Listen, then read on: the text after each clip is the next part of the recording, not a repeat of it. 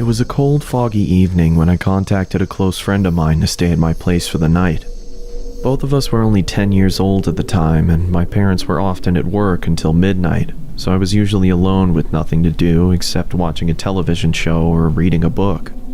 My friend Alex had agreed to come over and brought a game of Monopoly to pass some of the time. I also asked if he was interested in going to explore an abandoned subway station 3 miles away. He seemed excited at first, so we planned to go on the trip in the morning.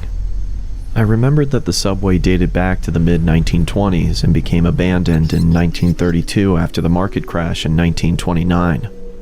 I was very fascinated about its history, but never got the chance to go inside after my parents had warned me not to enter.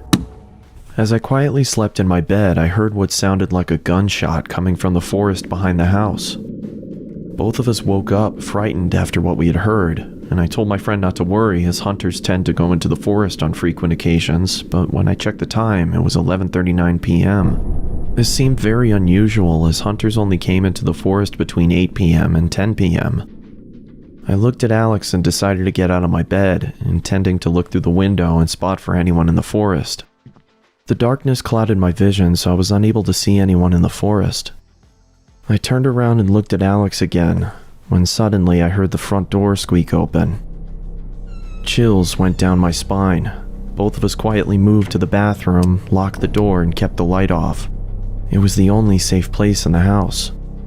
Both of us were terrified as we desperately tried to keep as calm as we could. We heard footsteps getting louder and louder until they stopped in front of the bathroom door. And then this is when the most terrifying sound forced my heart to almost burst. Both of us screamed as the person chopped the door to pieces. It was pitch black inside the room, making it hard to find the vent, and by the time I spotted the vent, the person behind the door had made a hole big enough for us to see him. The man adorned black leather and was wearing a plague doctor mask. I scurried back to the vent, but it was too high above the floor for us to reach it, so Alex told me to go first because he was the strongest. He lifted me up on his shoulders, allowing me to open the vent and crawl inside.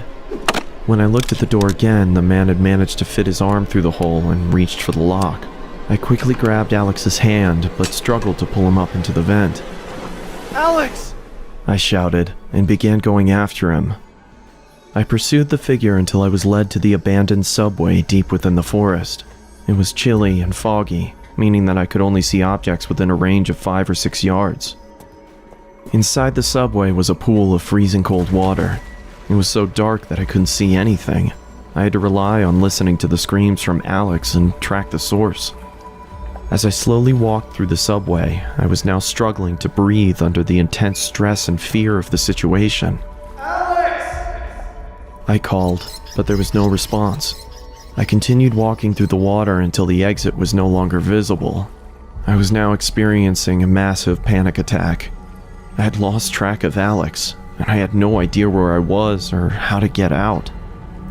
"Where are you, Alex?"